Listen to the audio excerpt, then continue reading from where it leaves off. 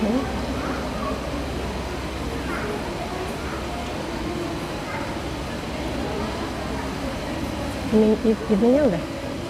udah dipencet.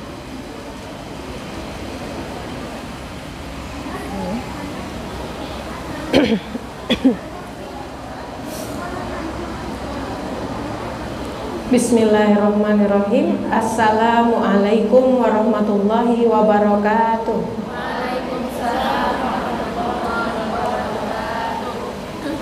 Mari kita doakan yang menjawab salam saya diberikan rahmat, hidayah, hinayah dari Allah Subhanahu wa taala, yang membalas salam saya yang jomblo segera ditemukan dengan jodohnya yang soleh. Amin. Yang menjawab salam saya yang belum punya anak yang sehat-sehat jasmani, rohani, pintar, soleh, solehah. Assalamualaikum warahmatullahi wabarakatuh. Waalaikumsalam warahmatullahi wabarakatuh. Udah makan ya? Jam 9.26, harap tak mengantuk ya. Baik. Alhamdulillahirabbil alamin wa bihi nasta'in ala umuri dunya waddin. Rabbi shrah li sadri wa yassir li amri wahlul 'uqdatam min lisani yafqahu qawli. Allahumma shalli wa sallim ala nabiyyina Muhammad wa ala alihi wa sahbihi ajma'in. Amma ba'd. Akhwati fillah, alhamdulillah ya, milad Musas yang ke udah ketempel di situ, nggak bisa jadi door prize lagi ya. Pertanyaannya nanti mungkin agak susah sedikit biar dapat door prize sudah banyak ya.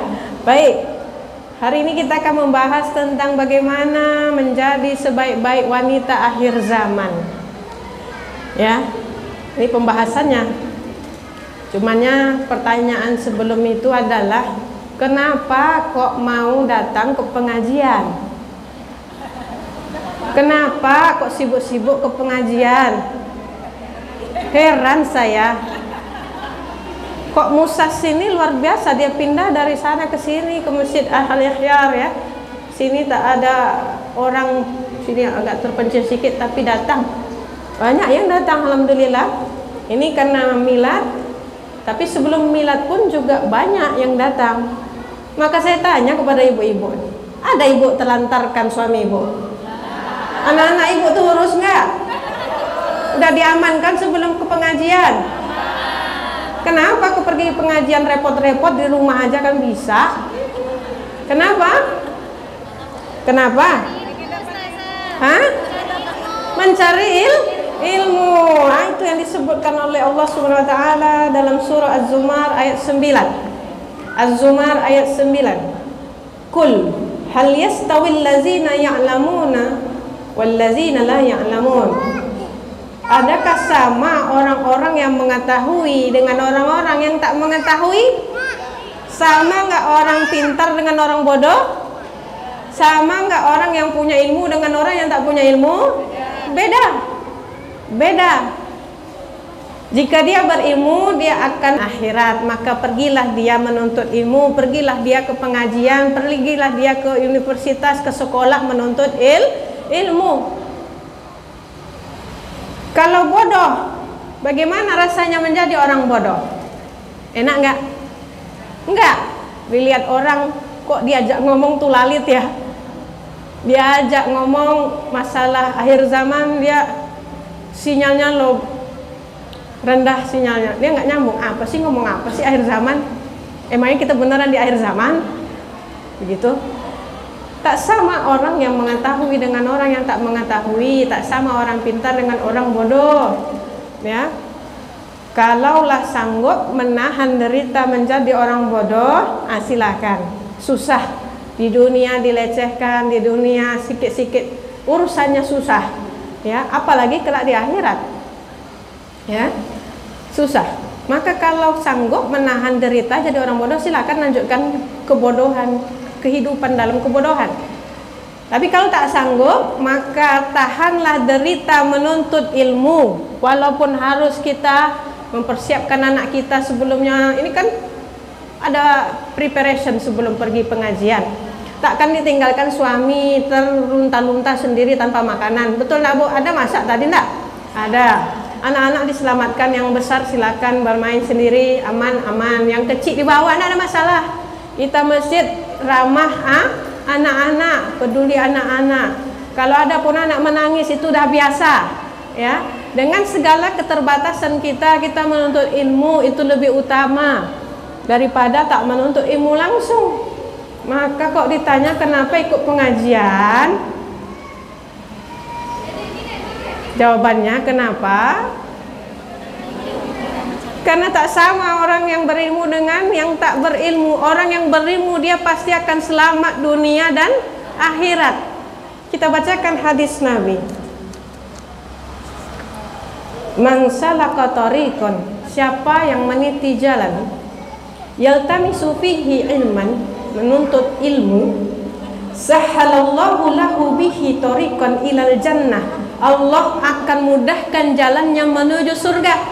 Makanya kalau ditanya ngapa juga pengajian, ya karena mau ke surga, Bu. Siapa yang nggak mau ke surga, tunjuk tangan. Nggak ada, kecuali kalau dunia yang ditujunya bukan akhirat, ya dia akan paling pertama nunjuk tangan, ya, hal-hal yang duniawi, karir diutamakannya, perkumpulan-perkumpulan yang nggak ada isinya tentang agama, yang mengingatkan kepada akhirat, yang mengingatkan kepada akhirat, nggak akan, ya, akan dihadirinya tuh yang begitu-begitu, yang duniawi. Lupa dia kalau misalnya umur pasti akan menemui ajal, pasti akan berakhir. Wa man salaka tariqan yaltamisu fihi ilman sahhalallahu lahu bihi tariqan ilal jannah. Barang siapa meniti suatu jalan untuk mencari ilmu, maka Allah mudahkan jalannya menuju surga. Karena kalau kita misalnya tak tahu bagaimana ilmu cara beribadah, sholat nanti dari 5 jadi 6, ya, jadi 6 dalam sehari. Itu sebab apa? Tak punya ilmu. Kalau kita punya ilmu maka kita akan selamat. Oh iya, sholat 5 kali dalam sehari yang fardu-fardu yang wajib ini, maka insya Allah selamat kita ke surga. Oh, harta ini nggak bisa dimakan, harta ini riba, ini haram disentuh. Sebab kita tahu ilmunya maka kita selamat, insya Allah ke surga. Tapi kalau nggak tahu ilmunya, semua mau dimakan, tak jelas yang halal dan haram, pokok lantak semua makan.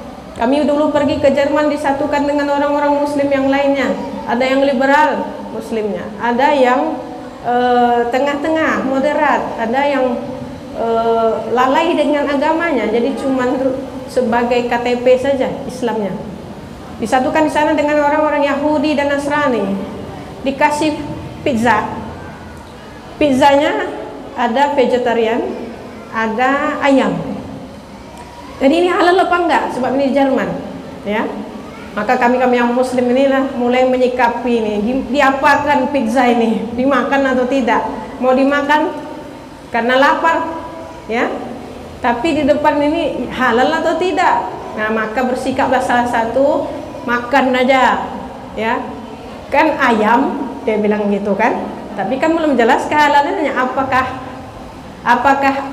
hanya karena dia ayam boleh dimakan atau ada syarat yang lainnya? Ada, yaitu apa? Disembelih dengan lafaz Allah. Ya udahlah, lantak aja kata dia, halal ini, dipakaikan bismillah langsung halal dia, maka pakailah dia bismillahirrahmanirrahim, dimakannya. Kami yang muslim yang apa nih, ahlan sadar, kami yang muslim dari Al-Azhar ini berpikir, cemana ya?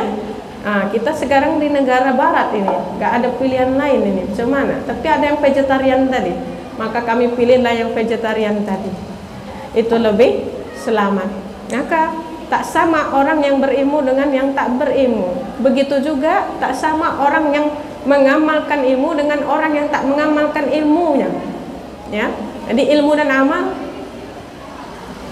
duo yang harus dijalankan. Ya, baik. Wa majtama'a qaumun fi baitin min buyutillah yatluna kitaballah wa yatadarasunahu bainahum, ya, dan orang-orang dari suatu kaum yang berkumpul di rumah dari rumah-rumah Allah. Ini rumah Allah enggak? Rumah Allah, masjid, ya. Yatluna kitaballah, membaca ayat Al-Qur'an, wa yatadarasuna, yang tadi kita baru tadarus, ya, kita tadarus Al-Qur'an tadi, ya, di dalam masjid. illa nazalat alaihimus sakinah, maka Allah akan turunkan kepada mereka-mereka tadi ketenangan. Tenang nggak tadi baca Quran? Tenang. Tenang. Karena yang dibacakan adalah ayat-ayat Allah, firman-firman Allah yang suci. Wa ghasyiathumur rahmah, dan akan diliputi dengan rahmat. Wa haffathumul malaikah, ya, dan malaikat-malaikat akan juga mendoakan. Wa zakarahumullahu fi man indah, dan Allah menyebut-nyebut orang-orang yang duduk-duduk tadi di dalam masjid tadi, ya, di hadapan para malaikatnya, para penduduk-penduduk langit. Jadi takkan rugi orang pergi ke pengajian, duduk di masjid, baca Quran, dengar ceramah agama, dengarkan ilmu agama, malaikat doakan, Allah turunkan ketenangan, rahmat meliputi orang-orang di dalamnya, malaikat juga sedang ada bersama kita insya Allah, ya. Jadi takkan rugi orang ikut ke pengajian. Baik, itu dia sebagai pembuka, ya. Gimana sih sebenarnya mau jadi sebaik-baik wanita akhir zaman? Masalah akhir zaman ini udah ada pakar-pakarnya, ya, termasuk pembina ataupun penasehat dari Musas, ya. Dan ukti-ukti Musas juga banyak yang berkecimpung di bidang ini di akhir zaman ini. Saya tak perlu lagi menjelaskannya. Masalahnya ditanya kembali kepada akhwati fillah semuanya, mau percaya atau tidak? Percaya nih? Oh, sekarang banyak apa tanda-tanda kiamat nampaknya muncul. Ada orang yang menghubung-hubungkannya, misalnya suburnya Arab Saudi yang tandus, ya. Kemudian keringnya sungai yang ini, sungai yang itu, kemudian macam-macam lagi semuanya. Ada yang menghubung-hubungkan, ada yang ketakutan, kayaknya beneran mau kiamat. Ada yang santai-santai aja. Itu hak masing-masing untuk bersikap. Tetapi, ya, terserah mau percaya atau tidak. Yang jelas kita harus percaya minimal apa? Kiamat kecil pasti akan datang. Apa kiamat kecil itu? Kematian seseorang, kematian kita masing-masing pasti akan datang. Ya, terserah mau misalnya mau percaya apa enggak, tanda-tanda akhir zaman ini mau dekat lah. Yang jelas pasti akan datang kematian seseorang pada dirinya. Ya. Kalau Ali bin Abi Thalib ketika beliau mau masuk waktu sholat udah azan, kemudian beliau berwudu. Habis berwudu wajahnya pucat, kekuning-kuningan. Ditanya oleh para sahabat, kenapa? Ya, kenapa wajahmu seperti itu wahai Ali? Ya, apa beliau menjawab, apakah engkau tak mengetahui bahwasanya ada amanat-amanat yang besar yang pernah ditawarkan kepada gunung, ya, bumi, untuk dipikul.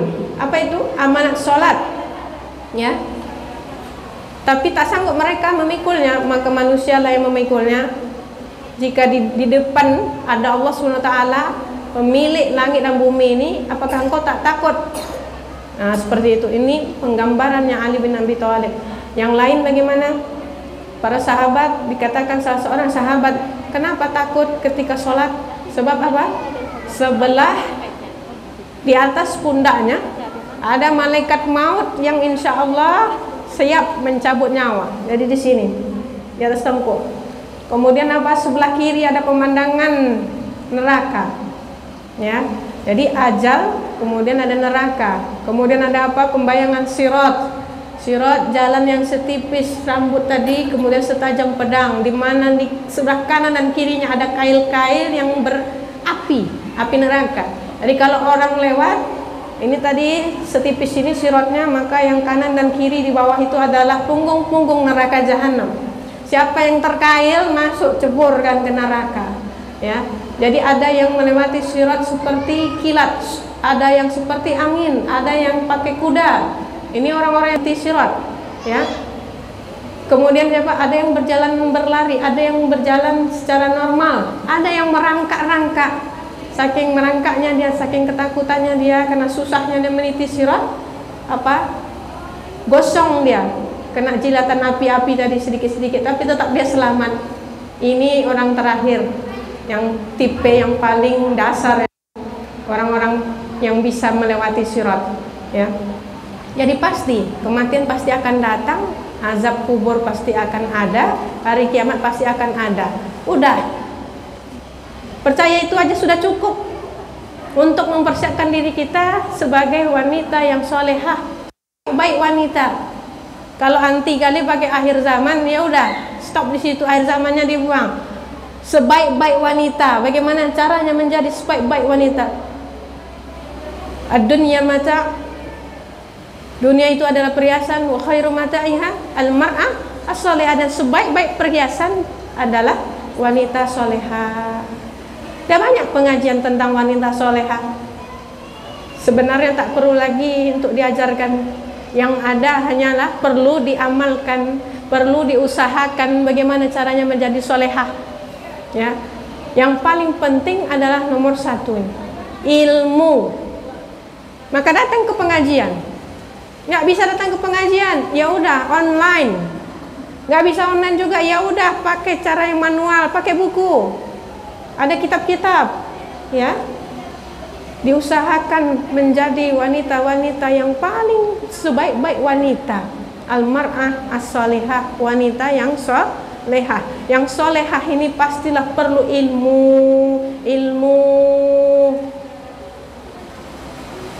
Kalau malas menuntut ilmu, maka tunggulah nanti kesusahan di kubur. Tunggulah nanti kesusahan di hari akhirat. Baik, kita membahas sedikit dari ilmu, ya. Sangat menarik sekali bagaimana ilmu bisa mengantarkan seseorang menjadi orang yang selamat dunia akhirat. Akhir zamannya sendiri, maksudnya adalah kematiannya diri sendiri, berhasil dilaluinya dalam keadaan husnul khatimah, ya, dengan ilmu. Maka akhwati fillah, tuntutlah ilmu. Ilmu itulah yang akan membawa kita menjadi sebaik-baik wanita. Dunia akhirat insya Allah selamat. Saya bacakan kisah nyata. Abu Ja'far As-Tusturi mengatakan, kami pernah mendatangi Abu Zur'ah Ar-Razi yang dalam keadaan sakaratul maut di Masyahran. Di sisi Abu Zur'ah terdapat Abu Hatim Muhammad bin Shazan dan sekumpulan ulama-ulama ahli hadis semua, ya. Jadi ada seorang ulama, ya, ini makomnya tinggi. Ulama-ulama hadis di zamannya termasuk ulama hadis yang sangat terkenal karena ketinggian ilmunya, ya. Dan beliau menunggu kematiannya, menunggu akhir zamannya sendiri, yaitu apa? Sakaratul maut. Apa yang terjadi? Ketika beliau sakaratul maut, berkumpul para ulama-ulama yang lain, kemudian merekinkan, ya, menyebut illallah ketika sakaratul maut, dakhalal jannah, masuk surga. Ini ilmu, ya, masuk surga. Tapi karena mentalkinkan itu adalah sunnah untuk orang-orang yang mau meninggal, mau sakaratul maut, sedang sakaratul maut. Namun kawan-kawannya, para ulama hadis yang lainnya segan untuk mentalkinkan, karena yang mau ditalkinkan adalah ulama besar. Ya, tidak mungkin kita menggarami lautan, kata kawan-kawannya. Maka gimana? Ya, marilah kita menyebut hadis yang tadi, ya. Siapa man kana akhiru kalamih la ilaha illallah dakhalal jannah. Barang siapa yang akhir hidupnya katanya dia sebutkan la ilaha illallah, maka masuk surga. Ayo kita bacakan hadis itu aja.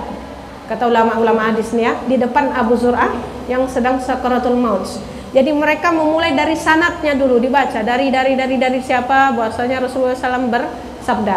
Maka mereka memulai, ya. Ad-Dhahhak bin Makhlad telah menceritakan kepada kami, beliau berkata dari Abdul Hamid bin Ja'far, beliau berkata dari Saleh, kemudian Muhammad bin Muslim ini salah satu ulama yang hadir ketika itu tidak meneruskannya, jadi dia diam.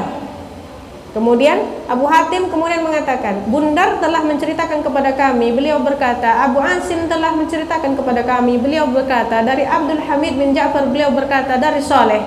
Lalu Abu Hatimnya pun terdiam, tak meneruskan. Kemudian ini maksudnya apa nih? Kode mengkode nih. Ternyata disambut kode tersebut Abu Zur'ah yang sedang sakaratul maut sambung sendiri dari awal, mulai dari awal lagi, darinya siapa? Diteruskannya lah sanadnya Ya, Bundar telah menceritakan kepada kami, beliau berkata, Abu Asim dari Abdul Hamid bin Ja'far, dari Salih bin Abu Arif, dari Kasir bin Murrah al-Hadrami. Ini Bu, kalau kita dari dah lupa lah. Matannya aja, isinya aja yang hafal ya. Kalaupun enggak, paling banter terjemahnya aja. Arabnya enggak hafal mungkin ya. Kalau ulama-ulama udah jangan ditanya lagi. Tak akan sama orang yang mengetahui dengan tak mengetahui. Dia akan baca sampai dari sanad yang awal sehingga Nabi. Ya. Jadi yang sakaratul maut malah menyempurnakannya dari awal sampailah matannya masuk, man kana akhiru kalami la ilaha illallah dakhalal jannah. Setelah beliau bilang la ilaha illallah dakhalal jannah, langsung wafat. Berarti apa? Ilmu dan amal langsung praktek. Sebab apa itu? Kalau prakteknya benar, berarti ilmunya harus benar. Tak mungkin praktek salah. Praktek salah itu berarti ilmunya salah atau tak ada ilmu. Ini ilmunya betul, kemudian dipraktekkannya sekalian.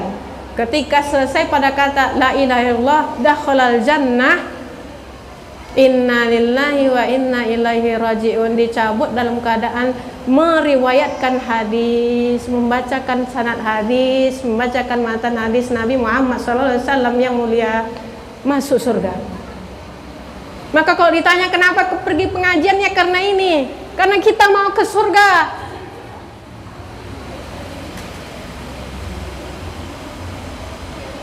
Muslimah nggak boleh cuman casingnya aja, luarnya aja yang oke, panjang-panjang jilbabnya, dalamnya pun harus oke. Ilmunya, akhlaknya di dalam dada harus benar. Maka barulah dia selamat menjadi wanita sebaik-baik wanita di akhir zaman. Kalaulah belum datang akhirat yang besar, maka akhir zamannya sendiri diurusnya, yaitu apa? Kematiannya. Bagaimana kita bisa berpikir kita akan senang-senang saja di dunia setelah kita mengatakan kita beriman kepada Allah Subhanahu wa taala? Pasti akan diuji. Tidak bisa bilang aku muslim terus santai aja enak nggak dapat ujian. Pasti datang ujian. Fitnah, termasuk fitnah adalah fitnah akhir zaman. Sudah nampak semua fitnah akhir zaman ini. Sebagian besar ya, banyak fitnah. Fitnah itu bukan fitnah memfitnah orang aja. Dalam kata bahasa Arab, fitnah adalah cobaan, ujian. Maka apapun ujian dan cobaannya di masa ini, di abad ini, itulah memang harus kita lalui. Sebagai apa? Sunnatullah. Memang sunnatullah, garisan Allah. Kalau kita dah bilang la ilaha illallah, aku beriman kepada Allah, maka pasti akan diuji. Nah, fitnah akhir zaman banyak. Ya, banyak sekali. Salah satunya adalah sudah diperlihatkan bagaimana wanita-wanita ini, mereka banyak yang tak menutup aurat. Anak-anak bagaimana menjadi tuan kepada ibunya sendiri. Tuan itu maksudnya apa? Ibunya dijadikan hambanya. Anak yang menyetir ibunya, orang tuanya. Gak ada lagi yang taat kepada orang tuanya. Itu banyak yang durhaka zaman sekarang. Ya.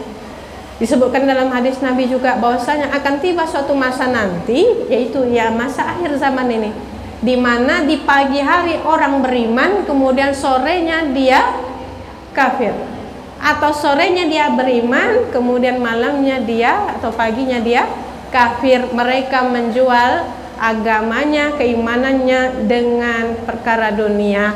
Maka banyak orang berlomba-lomba ya untuk perkara dunia aja misalnya, ya. Oke, biar misalnya followernya banyak, kontennya bagus, kemudian bisa dimonetize, banyak duitnya, maka dia rela memperdagangkan dirinya, keimanannya dengan itu, dengan duit, dengan cuan. Ya udah, akhirnya apa yang mereka lakukan? Itulah tadi fitnah ini, cobaan ujian. Mampu nggak mereka menjauhi yang dilarang oleh Allah? Tak mampu ternyata. Itulah fitnah tadi terjadi pada diri mereka. Banyak akhwat yang pergi berjoget-joget di TikTok. Banyak yang berdagang baju syar'i, tapi ternyata cara mempromosikannya dengan berjoget, padahal pakai jilbab. Disebabkan apa? Disebabkan tadi fitnah tuh tadi, cobaannya. Mampu nggak dia mempertahankan keimanannya atau tidak? Atau dia hanya memperdagangkan keimanannya, hanya menyambut tren-tren saja. Kalau sekarang trennya bagus ya, orang pada pakai gamis, pakai jilbab, syar'i dan sebagainya, yuk kita jualan. Ternyata jualannya cuma karena cuan, bukan karena dakwah, bukan karena lillah. Ya, konten-konten juga, wah masya Allah, banyak orang yang tak malu sekarang. Banyak sekali orang tak malu, ya, gede-gede, mental-mental kalau kata orang Riau di dalam medsos. Wa na'udzubillahi min zalik.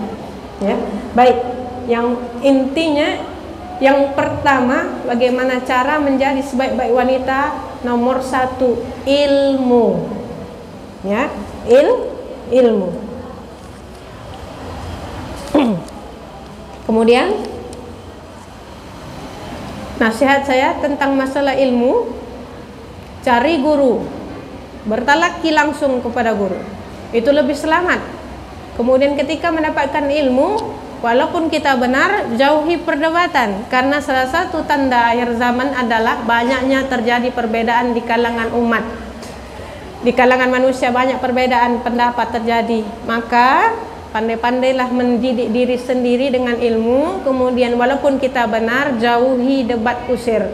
Coba, kalau ada orang naruh satu hukum di dalam medsos, di statusnya, apalagi kalau dia influencer, kemudian keluarlah semua komen macam-macam, ya, komen macam-macam. Misalnya contohnya tentang masalah rumah tangga yang diupload hadis Nabi misalnya, ya. Tapi yang dikomentari di bawah itu, mereka malah berdebat-debat tentang hukumnya, atau malah curhat di kolom komentar, suami saya seperti ini, anak saya seperti ini, ibu mertua saya seperti ini. Itu di komentar. Orang diajak untuk membaca hadis, membaca tafsir di dalam status bagus, membaca masalah fikih, tapi di komentarnya penuh dengan pembukaan aib masing-masing. Nah, ini banyak juga terjadi, ya. Ada yang berdebat-debat, dia nggak tahu kalau misalnya ada mazhab yang berbeda. Misalnya contohnya, ya, sedekap ketika sesudah takbiratul ihram, ada yang begini, ada yang begini, ada yang bahkan lepas seperti ini. Jadi dinampak sama dia suatu masa, kok ada yang berbeda dengan dia. Kemudian langsung dihujatnya, ini kamu salah caranya, nggak kayak gitu, ya. Padahal dia yang miskin ilmu. Nah, ini hati-hati, ya. Kemudian salah satu lagi tandanya adalah apa? Banyak yang merasa lebih baik daripada yang lain. Ini seperti itu, ya. Ini banyak terjadi nih. Bahkan mereka saling berkelahi, padahal mereka satu sama lain adalah saudara semuslim. Aku yang paling benar, kamu salah. Jangan kayak gitu. Yang benar begini. Padahal kalau ada di sana, di dalamnya ada perbedaan pendapat dalam mazhab-mazhab, sebenarnya kita harus toleran. Jangan mengatakan mazhab inilah yang paling benar atau manhaj inilah yang paling benar. Bahaya, ya, bahaya. Jika telah datang kesombongan, maka akan susah menerima kebenaran. Tuh, ya, jangan sombong, ya. Baik, itu ya tadi, ya. Kemudian nasihat saya lagi tentang ilmu. Ulama juga pernah berkata sedemikian, yaitu apa? Kalau mempelajari ilmu, ilmu itu luas. Apalagi ilmu agama, ilmunya Allah itu sangat luas sekali. Seperti lembah-lembah, kemudian ke pegunungan tinggi. Pucuknya itu gak akan sanggup kita langsung naik ke pucuk. Maka jalani per lembah-lembah, per tingkat-tingkat. Jangan sekaligus. Barang siapa yang mengambil ilmu sekaligus, maka akan hilang darinya sekaligus. Biasanya seperti itu. Misal contohnya dia langsung belajar, kajiannya tinggi, kemudian apa? Secara banyak. Maka kebiasaannya ilmu yang nempel cuma sedikit. Ya. Maka yang lebih baik adalah apa? Bertahap-tahap, sedikit, lama-lama jadi bukit sampai kita ke puncaknya. Jadi ada apa? Tadarruj. Ada level-levelnya. Ya, sedikit level ini selesai, naik lagi ke level berikutnya, ya. Baik, itu ya. tadi tentang ilmu. Kemudian amal. Ini dua yang selalu harus bersamaan. Al ilmu bila amalin kasajari bila samarin. Ilmu tanpa amal seperti pohon tanpa buah. Kalau terus ada tinggi-tinggi ilmunya, banyak ilmunya, semakin tinggi pokoknya, tapi tak berbuah, itu seperti hiasan saja, cuman bisa dilihat saja oleh manusia. Tapi kalau misalnya berbuah, buahnya bisa dimakan oleh manusia. Istilahnya apa? Bermanfaat. Ya. Ilmu baru bisa bermanfaat jika telah diamalkan. Ya, jangan hanya cuma dituntut saja tapi tak diamalkan. Inilah dia salah satu tips untuk menjadi sebaik-baik wanita akhir zaman. Pokoknya sebenarnya itu ilmu dan amal. Yang kedua, bersabar ya. Bersabar. Karena tak ada orang yang lepas dari ujian dan cobaan fitnah akhir zaman. Banyak sekali jenisnya. Jenis cobaan dan cobaan terus. Kalau udah nggak ada lagi umur, baru berhenti fitnah tadi, baru berhenti cobaan dan ujian. Ada yang sakit, ada yang kehilangan modal bisnisnya, bangkrut, ada yang rumahnya terbakar, hilang semua, harus mulai dari nol dan sebagainya. Ini cara Allah menguji kita untuk memisahkan, memilah-milih mana yang soleha, mana yang sebaik-baik produk, mana yang enggak. Mana yang cuma berbohong pada kata-kata aku beriman kepada Allah, atau betul-betulkah dia beriman kepada Allah jujur, maka harus diuji, diperlihatkan. Setelah datang ujian maka akan tersaring dengan sendirinya. Ya, sebelah sini wanita yang sebaik-baiknya, sebelah sini wanita yang begitu. Mau menjadi yang biasa aja atau yang luar biasa? Pasti kita pingin jadi yang luar biasa, maka jihad mujahadahnya harus juga luar biasa. Ya, karena sesuatu itu yang namanya surga tak akan bisa dicapai kecuali dengan mujahadah. Titel sebaik-baik wanita hanya dengan jihadlah baru kita menjadi wanita sebaik-baiknya itu. Ya. Kadangkala cobaan dan ujian ini itu tanda Allah sayang juga kepada kita. Ya. Ibu-ibu punya suami ya, yang punya ya, yang jomblo ya, itu pun cobaan ya. Yang punya suami, sayangnya kepada suami, ketika suami mau terjatuh pasti akan menyelamatkan suami. Ini suami main HP, biasalah kita sering juga dicuekin kan Bu, itu pun ujian, harap bersabar ya. Dia main HP, jalan 10 meter ke depan di depan kita. Kemudian apa yang dilakukannya? Ya, main HP biasanya nggak akan dengar-dengar dengan siapa-siapa kanan kiri karena fokus sekali. Habis itu dia jalan ninggalkan kita. Enak aja dia ninggalin kita ya. Iya. Terus tapi karena sayangnya kita kepada dia, apa yang menjadi cobaan dia ataupun yang membahayakannya pasti kita akan melindunginya. Di depannya ada lubang besar. Kalau dia terus jalan pasti akan jatuh. Maka sebagai istri yang sayang kepada suami, apa yang dibuatnya? Ibu ngapain kalau ada suami yang dalam kondisi itu? Suami dan mau termasuk ke dalam lubang parit indah misalnya, yang namanya tak seindah bentuknya. Mau jalan pegang HP, fokus ke HP, depannya parit besar, jatuh. Kalau jatuh selamat, ibu nanti jadi janda.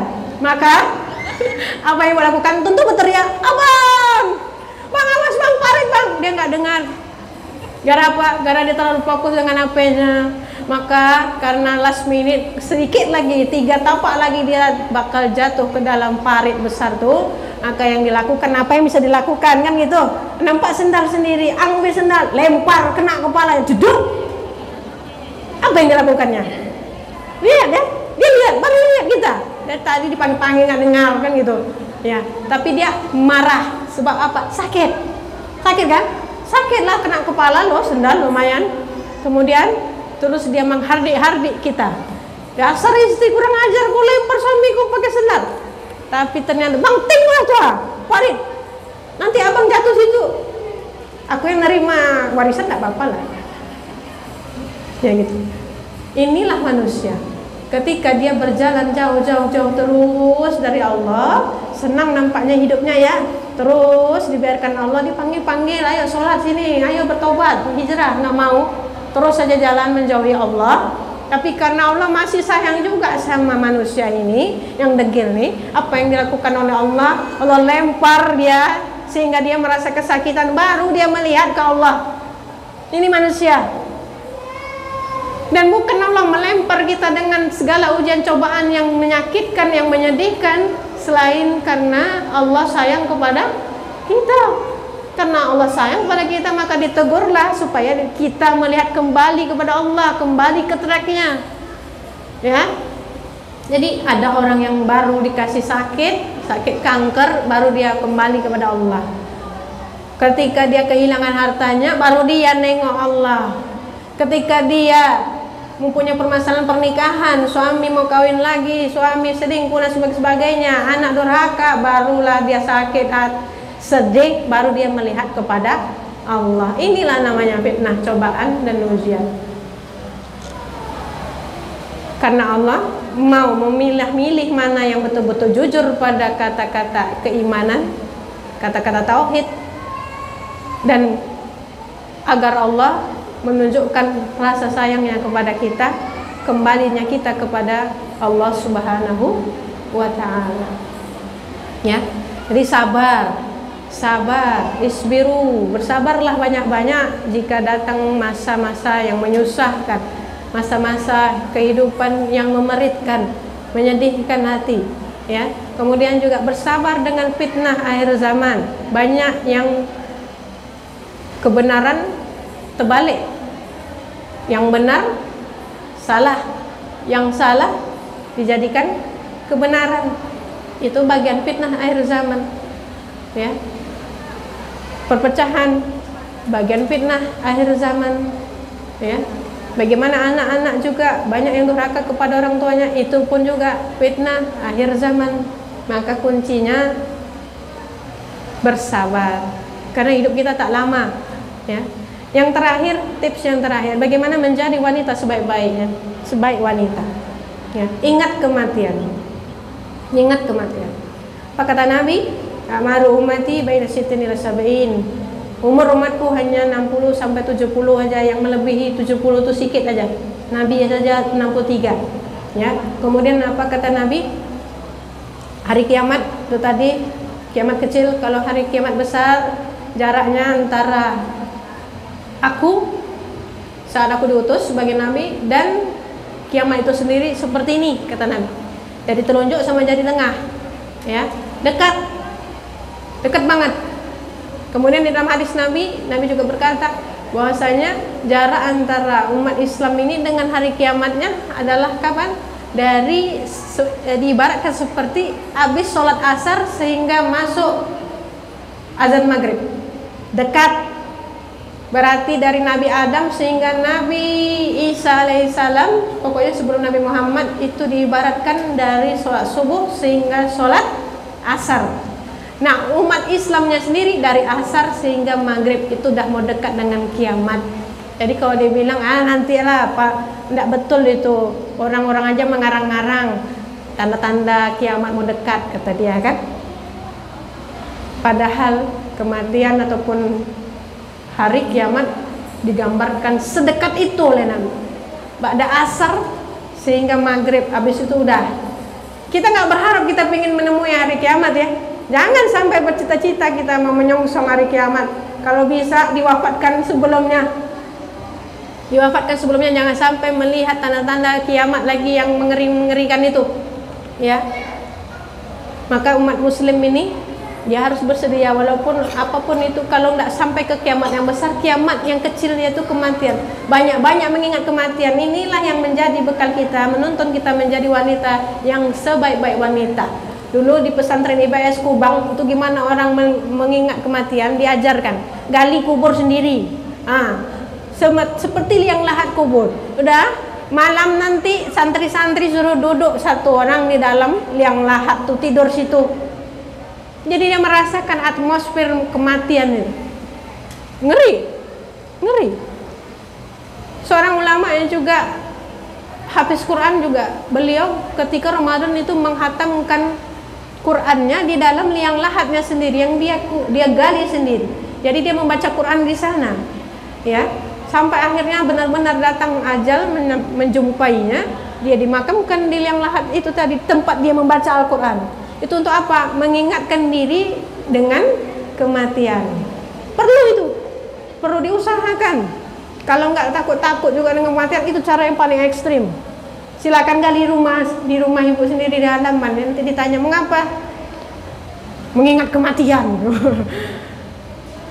Kalau enggak, kalau yang mau agak ringan sedikit, biar ingat terus kematian, pergi belanja, beli kain kafan sendiri, ya, beli kain kafan sendiri, beli gamis. Itu biasanya jilbab itu nanti nih orang akan euforianya sampai Idul Fitri. Kalau sampai Idul Fitri, kalau tak sampai macam mana? Maka belilah dulu tuh kain kafan tuh, simpan di rumah. Takkan kita miskin kali masa pakai kain kafan dari persediaan sosial kemasyarakatan RT ataupun dari masjid, ya. Belilah kain kafan sendiri, persiapan untuk kematian sendiri, itu caranya. Kemudian bagaimana lagi? Sering-sering ikut orang, kalau udah ada orang ketimpa kemalangan wafat di sekitar kita, pergi ke sana. Duduk di sana, memperhatikan bagaimana kematian itu sangat dekat sekali. Sampai-sampai kita nggak tahu kapan dia datang, itu tak ada yang tahu. Fi ayyi ardin tamut, lokasinya nggak bisa. Tolong malaikat maut Sherlock, di mana nanti mau dicabut nyawa saya, nggak bisa. Ya, kapannya nggak bisa juga, dikasih alarm, tak ada alarmnya. Alarmnya itu tak berfungsi. Tak akan ada yang bisa mengingatkan kecuali diri kita sendiri agar setiap hari makin baik. Esok makin baik daripada hari ini. Esok lagi harus lebih baik lagi lusanya. Jadi barulah kita menjadi wanita yang sebaik-baik wanita. Baik, itu saja yang bisa saya sampaikan. Kita dengarkan pula kajian daripada ustazah kita. Waktu dan tempat saya kembalikan ke MC.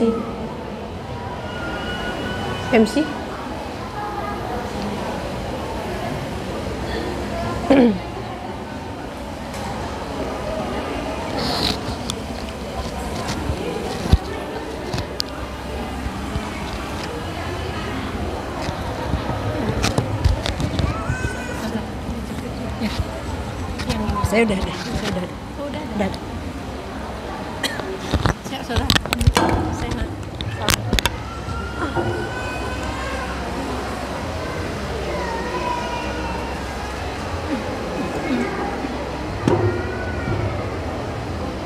Langsung aja kayaknya,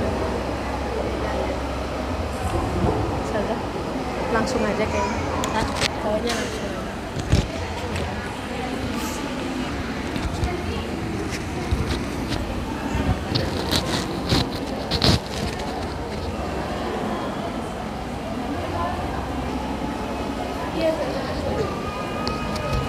Langsung.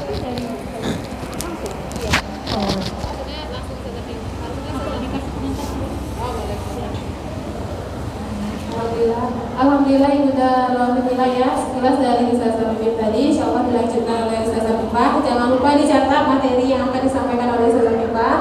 Dan yang materi yang telah disampaikan oleh Ustazah Mimit tadi, silakan diingat-ingat dan ditulis catatannya, karena insyaallah itu akan muncul nanti di pertanyaan kita Ustazah. Insyaallah kita buat tabung surprise. Silakan Ustazah Mimit, kami persilakan. Ya. Makasih Bu Yanti, Ketua Musas. Assalamualaikum warahmatullahi wabarakatuh. Waalaikumsalam warahmatullahi wabarakatuh. Gimana suara Umi Ustazah sampai ke sudut sana Bu? Sampai ya? Sudut sana gimana? Oke? Oke ya. Al-arsil azim. Subhanaka la ilma lana illa ma 'allamtana innaka antal alimul hakim. Hasbunallah wa ni'mal wakil. Ni'mal maula wa ni'man nasir. Allahumma sholli ala sayyidina Muhammad wa ala ali sayyidina Muhammad. Yang sama-sama kita muliakan Ustazah Hajah Wiwin Oktasari LC, doktor ya, udah doktor ya Ustazah ya.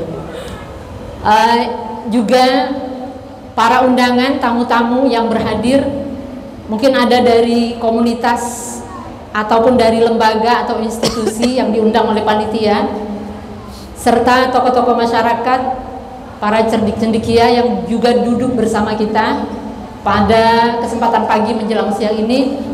Wabil khusus buat Ketua Mussas Muslimah Akhir Zaman beserta seluruh jajaran pengurusnya. Alhamdulillah, di bulan Sya'ban tahun 1444 Hijriah ini kembali kita dipertemukan di Masjid Al-Akhyar ini. Kalau kita lihat ke atas Ibu, ini masjid dalam proses pembangunan. Biasanya sebuah tempat, misalnya pesantren atau lembaga yang terlihat proses pembangunannya, itu adalah tempat yang jauh lebih disenangi ya oleh kita semua seharusnya, karena ada peluang untuk memberikan kontribusi yang baik, positif, mensupport kegiatan-kegiatan yang ada. Jadi barangkali kita yang barangkali selama ini mungkin sudah termindset bahwa acara itu mesti di gedung yang megah ya, di tempat yang sudah ada AC-nya, kemudian karpetnya mungkin dari luar negeri misalnya ya, yang lembut, yang nyaman dan lain sebagainya.